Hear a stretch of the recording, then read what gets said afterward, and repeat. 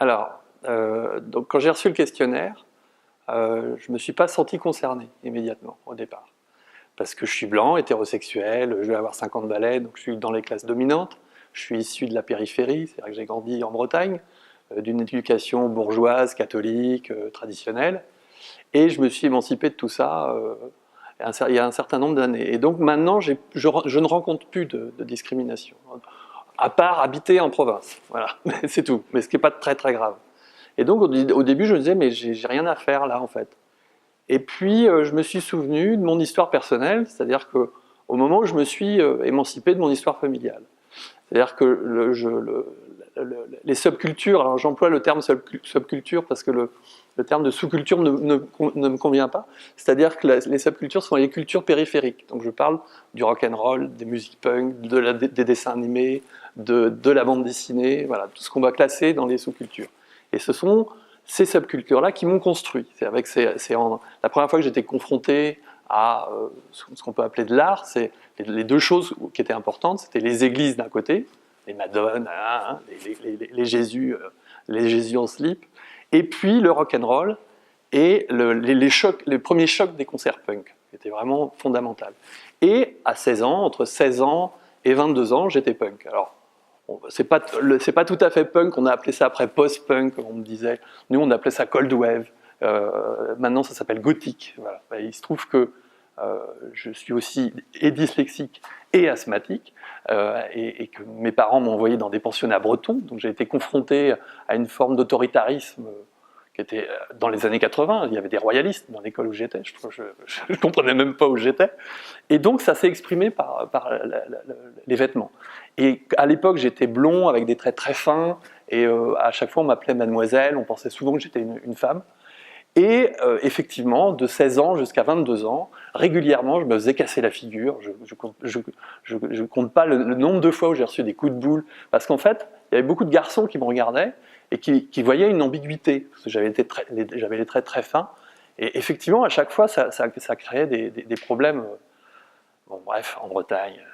Et donc, je me suis retrouvé garçon coiffeur pendant 2 ans. Alors, effectivement, j'ai un peu abusé sur les cheveux, j'étais décoloré, à l'époque, on ne se prenait pas en photo, donc j'ai quasiment pas d'image de cette époque-là.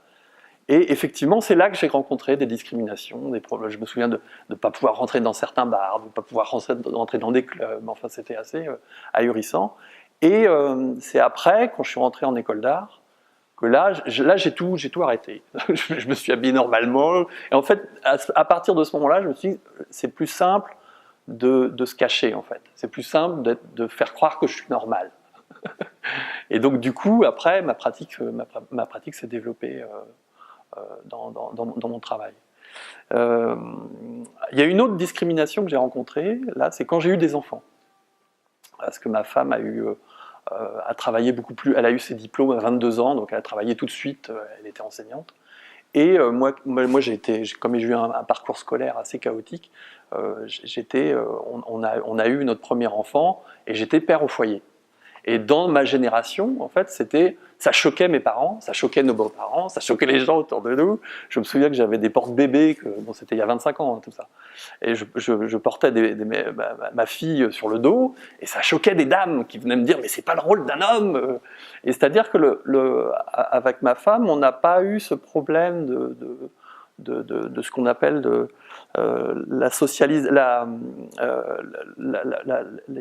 tâches ménagères genrées. C'est-à-dire que tout de suite, on a eu du mal à se mettre d'accord sur le ménage, ce qui est toujours un gros problème, mais on a réussi en 5 ans à peu près à équilibrer, à avoir 50-50, parce que mine de rien, ça reste important.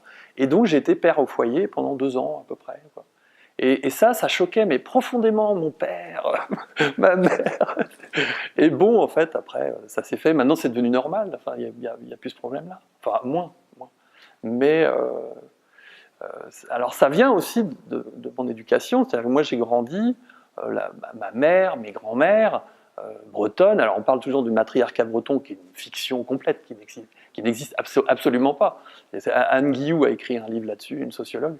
Et effectivement, ces femmes-là, dans mon souvenir, elles étaient un peu astreintes à domicile. C'est-à-dire qu'elles devaient rester à domicile, celles qui devaient tenir la boutique, et c'est des espèces de gardiennes de l'ordre. mais l'ordre du patriarcat. Donc il faut toujours que la maison tourne bien, que les repas soient faits, que les enfants aillent bien, que tout le monde aille à l'école, et c'est comme ça que ça va tourner. Voilà.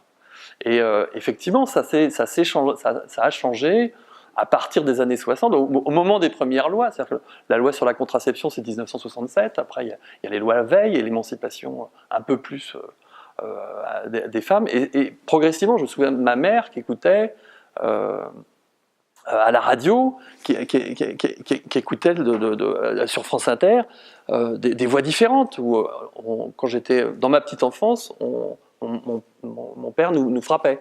On avait des claques, des coups de pied au cul, et progressivement on en a pu, parce qu'il y a eu un accès à l'information différente, il y a eu un accès à une prise de conscience sur la psychologie de l'enfant, et donc progressivement les choses se sont calmées. Mais je sais qu'à l'école, de ma petite enfance jusqu'à mes 15 ans, 16 ans, j'étais régulièrement tartiné de baffes et de coups, parce que ça faisait partie de l'environnement. Hein.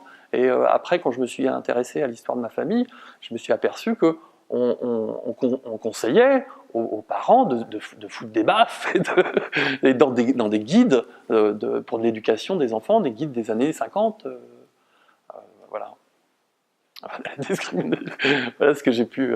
Donc après tout ça, j'ai intériorisé tout ça. Et c'est ensuite que c'est venu, que ça s'est exprimé dans mon travail.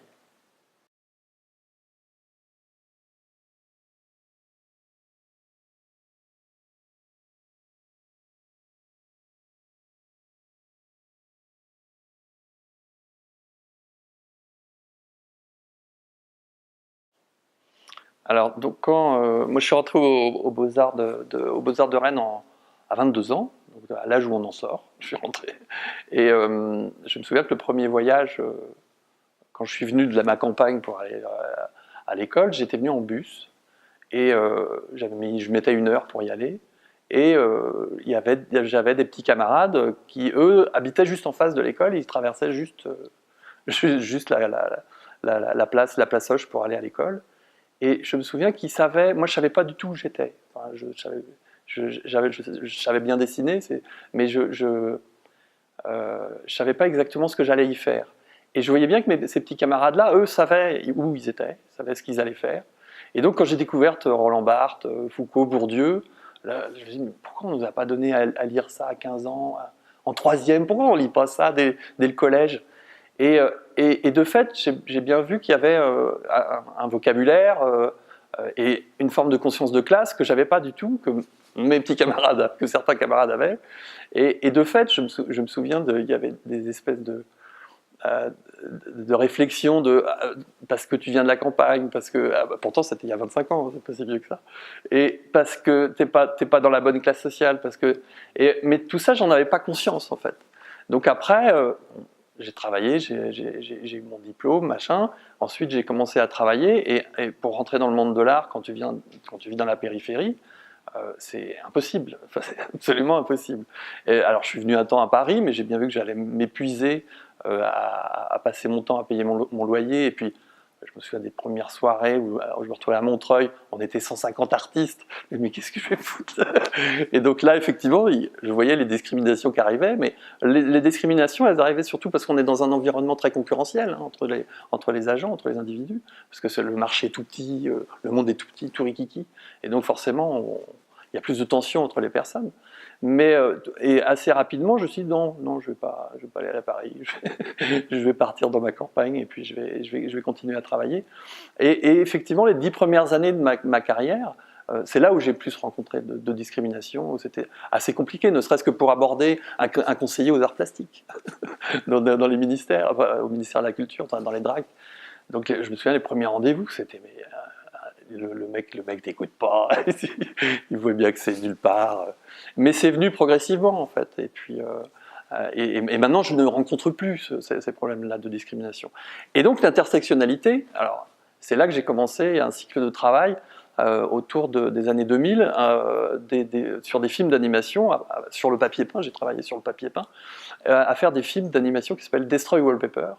Et c'est là où j'ai commencé à vouloir comprendre la vie domestique. C'est-à-dire que dans le matriarcat breton, une façon de transmettre l'autorité, de transmettre l'histoire, ça se passe beaucoup par des gestes, par des aphorismes, par des attitudes, mais pas tellement par un discours avec des mots. Ça va être et donc c'est vraiment du sens c'est ténu à essayer de comprendre les différents strates qu'il peut y avoir. Et donc dans ces cycles de vidéos-là, j'ai essayé de déconstruire tout ça. Et de fait, j'ai commencé, les choses sont arrivées. Alors donc, je suis asthmatique, je suis dyslexique. Alors là, c'est la mère. La dyslexie, c'est l'histoire du père. Et toutes ces choses-là de la vie domestique, j'ai essayé de les remettre en forme dans ces films vidéo. Alors j'avais fait une installation importante au château d'Oiron il y a 2 ans, et puis il y a 6 ans à Manchester. Et de fait, j'ai continué un peu ce rapport-là et à essayer de saisir ce qui, dans le quotidien domestique, c'est-à-dire de ce qu'on ne regarde pas, les papiers peints, on ne regarde pas ça, ni le sol, ni les murs, ces motifs-là, et comment dans ces formes-là, parce que j'associe du son avec, et comment dans ces formes-là, avec ce son, j'essaye de déconstruire tout ça, tous ces éléments-là qui m'ont fait du mal. Voilà. Et donc pour l'histoire du père, après, donc là c'est l'histoire de Headless, c'est le cycle d'images sur lequel je travaille depuis 7 ans maintenant, où j'ai mis la main sur des archives d'un de mes grands-pères, et donc j'ai pris conscience et je me suis aperçu qu'en fait il avait collaboré avec les nazis pendant la Deuxième Guerre mondiale, et qu'il était, alors je savais que c'était un type autoritaire, il était militant Brézatao, c'est-à-dire que c'est les autonomistes bretons, et donc dans cette histoire-là, j'ai aussi essayé de déconstruire toutes les histoires, tous les systèmes d'autoritarisme, de hiérarchie, d'inégalité qu'il peut y avoir là-dedans.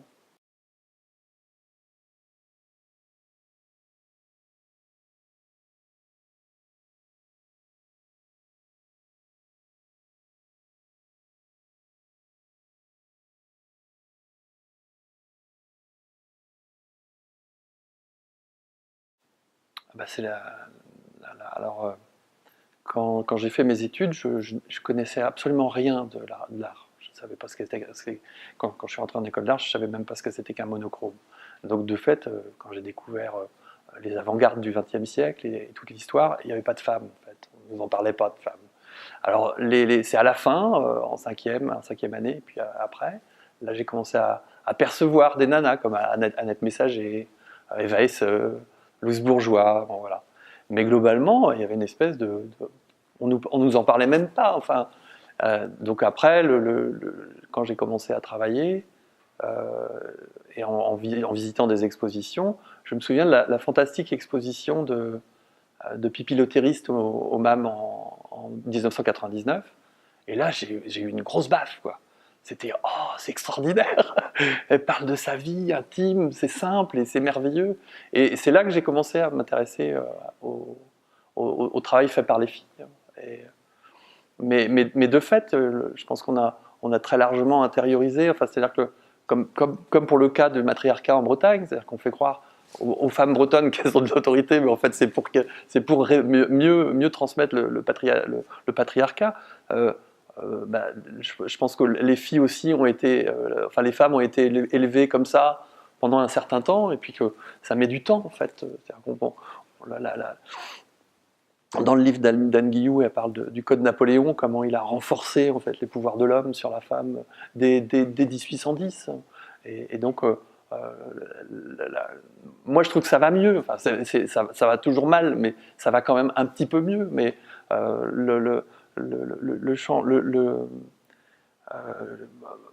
j'ai un exemple, toujours avec l'histoire de ma famille. Mon père a été exclu.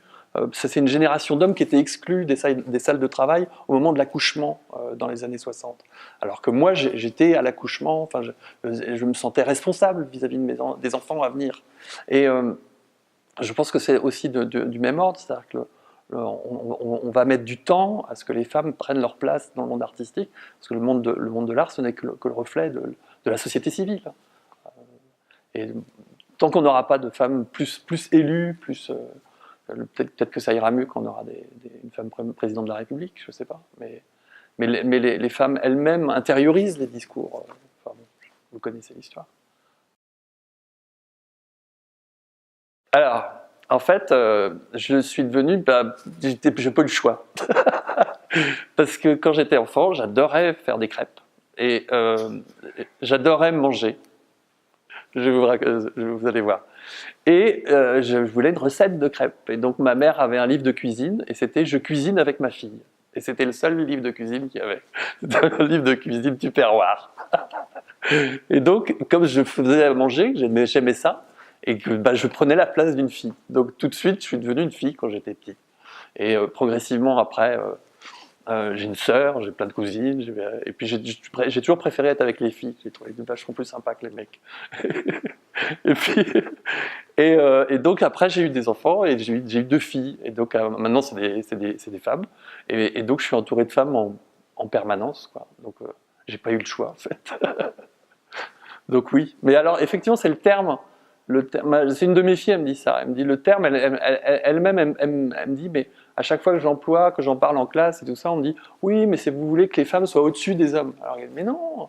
Et alors le terme, effectivement, c'est les mots en isme aussi peut-être, qui possèdent en lui une ambiguïté. Alors peut-être qu'il faudrait trouver un terme qui soit plus proche d'une mixité, parce qu'on veut juste l'égalité, on veut pas plus.